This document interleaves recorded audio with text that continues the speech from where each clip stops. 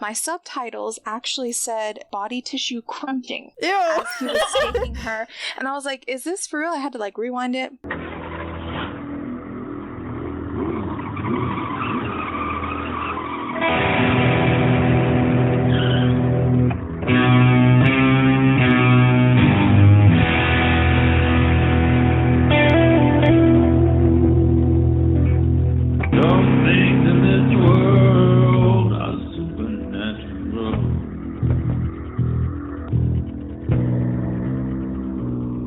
My name is KJ, and you're listening to the Supernatural Opinions podcast, where some things in this world are supernatural. My pronouns are she, they, and this is the podcast where I talk to my fellow Supernatural fans about Supernatural, and we share our Supernatural opinions. Today we're recapping Season 2, Episode 4, Children Shouldn't Play with Dead Things, which originally aired on October 19th, 2006, and here let me do that are my guests of the week, Meredith, Jenn, and Francis. Meredith, remind everybody who you are. Hello, I'm Meredith, and I'm still here, and I'm not dead, and I'm tired again, and always.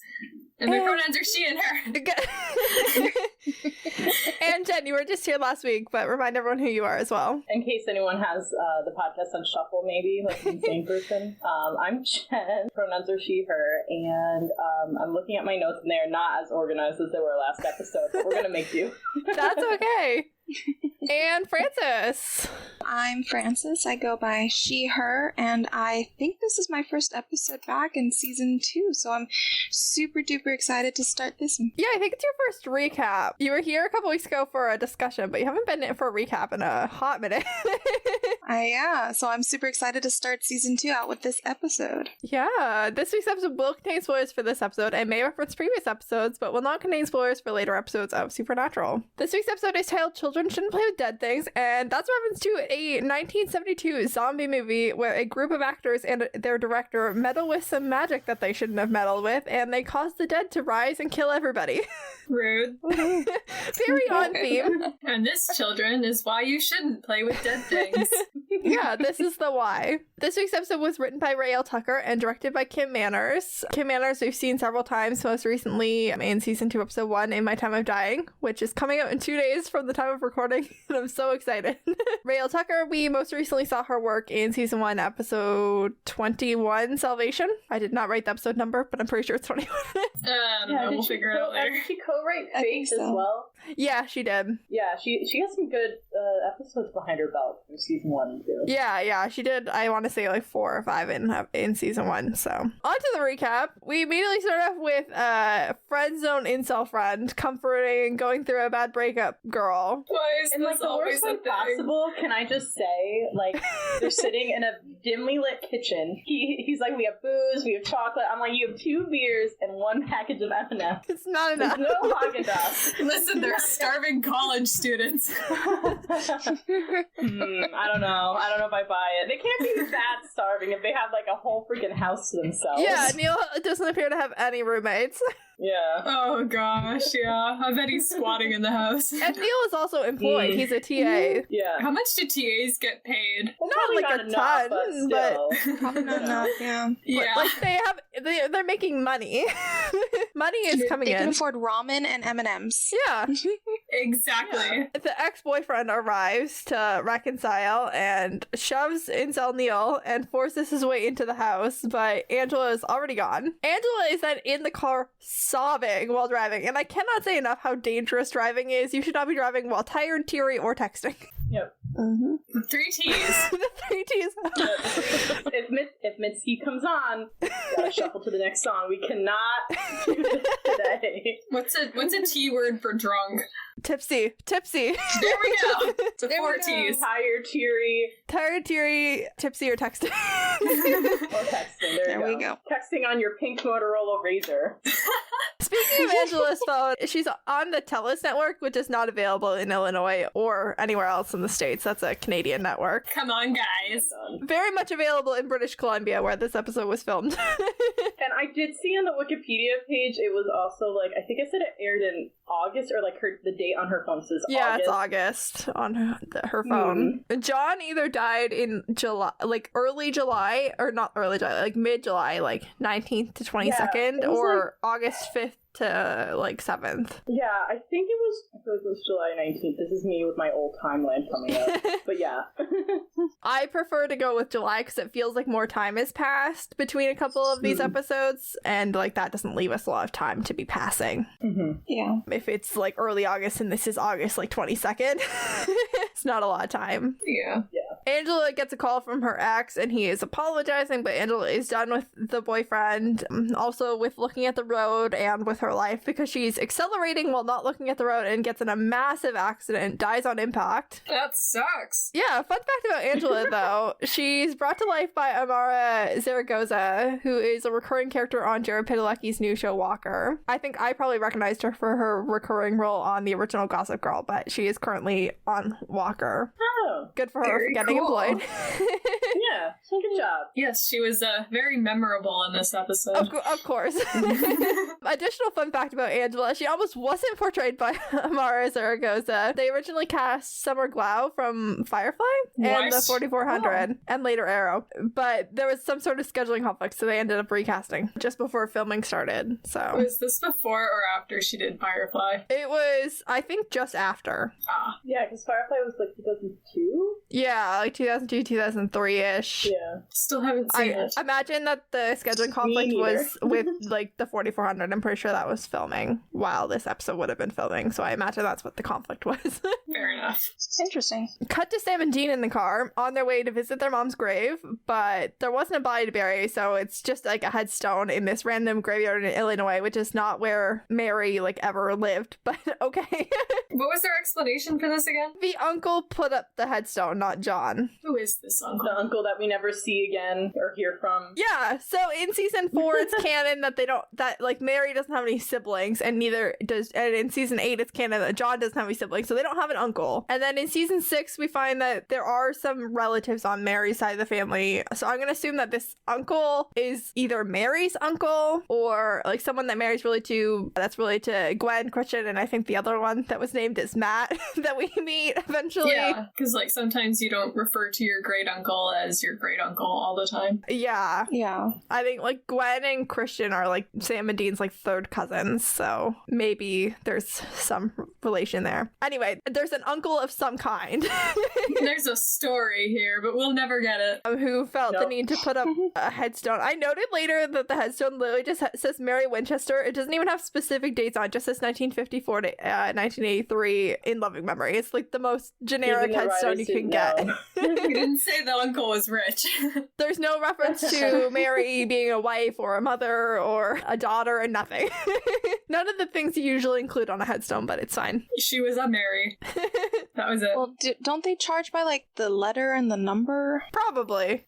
So he probably was like, no, I didn't know her very well. Yeah, not even like Mary's birthday or like death date or anything.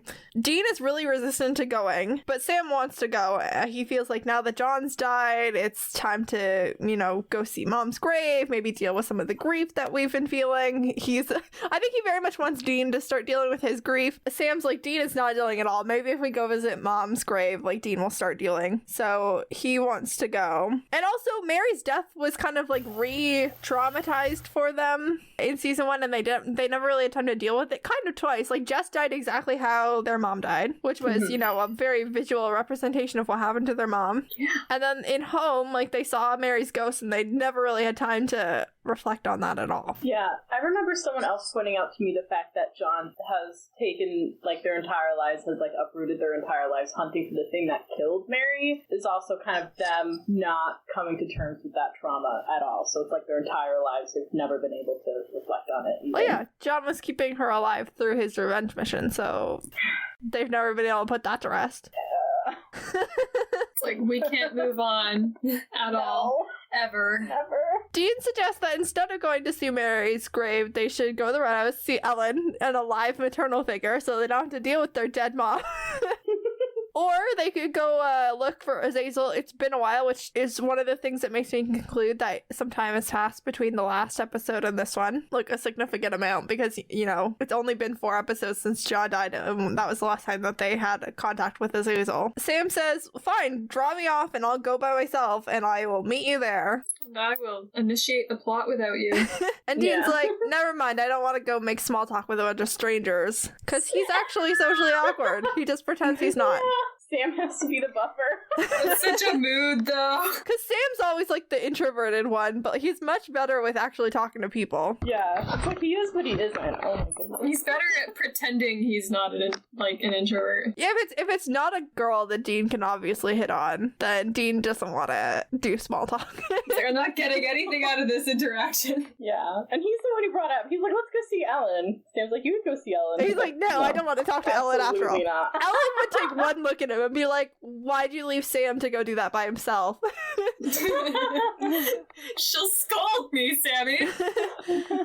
So then we're at the grave and Sam is burying John's dog tags at Mary's grave. And I think this is one of the times that, like, we see a lot that, like, Dean is the person that knows John best. Dean has a lot of trauma related to John, whereas, you know, him and Sam are just kind of like distant / like butting heads all the time. This to me feels like Sam knows John. This is like the one time where I'm like, oh yeah, Sam spent a lot of time with John while he was growing up, because he is like, Dad, I want you to have these, and I feel like he's correct. And I don't know, it's surprising to me that sometimes when Sam characterizes John's wishes correctly.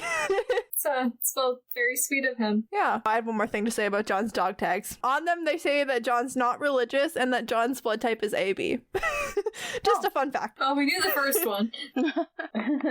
Dean is, like, looking anywhere but Mary's grave. He's wandering, looking at every other grave but that one. It's okay, that's what we expect. At least he's in the yard. He even runs across, like, one gravestone, and I paused it to see what it said, and it said, loving father at rest. And he's like, no, that wasn't that one either. Ooh, I did not see that. I was watching on my TV instead of on my laptop, and I did not see that detail. Yeah, he, like, looks at it, and then he's like, nope, and then it pans over to the tree that we see.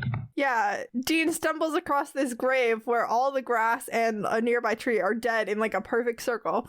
The dead tree actually made an appearance in Scarecrow in season 1. Oh, and also, apparently this tree is part of the set / like production from The Exorcism of Emily Rose, which was a 2005 horror film. Yikes. And it's like on the poster. It's like very prominent. I've never seen the movie because I don't like horror movies, but it's on the poster. Yeah, I don't like horror movies either. And I don't think I could watch that because I know too much about the original story. This tree's now been in a horror movie and 2 episodes of Supernatural. It's like famous.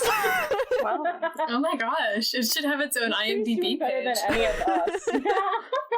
Dean then speaks to the like funeral home / like graveyard employee and gets the information for who the grave belongs to. I mean, the name should be on the headstone, although maybe it hasn't been put on there because the headstone just got put up a couple days ago. But it's Angela, obviously, from the opening scene. It's been 3 days. Who else? Since she was buried. Sam is on Team No Case this week, so Dean has to make a case for why this is a case. Just like, out of all the fights you could have picked, you picked this one. The one where there's a ring of dead grass around a headstone. Yeah, I think Sam's being a little harsh, but Dean mentions that if something evil happened, the ground could become unhallowed ground, poisoned, and mentions a farm outside Cedar Rapids, and once again, I am like, I would like to see that episode. I know we can't do every episode that there's ever been a backstory like reference to, but they're always really interesting. Yeah. You know what I would like to see though, and I don't think we ever got, since Sam's like, this isn't a hunt, you're projecting. Can we please get one where it actually wasn't anything? Yeah, and they're just projecting. Mundane. Yeah, that would have been so funny. I want one where they think it's like some horrible monstrous creature. It's just like a bear that can walk on 2 legs. Yeah. That was kind of the Benders-ish. Yeah. I want something even more mundane where it's literally just nothing. There's no crime going on. They've made it up. Or like, you know, like a house has bad wiring. It's like, the lights are flickering, but I forgot to pay the electric bill. That might have something to do with it. This house was built 60 years ago. The wiring's bad. Someone stole the copper wires out of the wall for money. that would be great. Someone's cousin did the wiring and he wasn't actually trained, so... Yeah. Anyway, anyway, Sam implies that Dean is making Hot and Withers in one, so he doesn't have to deal with his feelings, but it's like, yeah, fine, we'll check it out. And so they go bother Angela's poor father at his job. He teaches a course on ancient Greek at the local university. This poor man's daughter died a week ago. Like, he's still at work. Yeah, he made it to work, and these dudes show up and start bothering him. It's hard to teach. Yeah, I mean, academic life is toxic AF. He's still there. Yeah, they didn't give him a week off. He has a TA too. Like, why isn't Neil taking over his classes? Yeah, TAs can teach. Like, Neil should be picking up the slack here, and her dad should be at home. Yeah, Neil, you got anything to say about that, Neil? I think Neil must be busy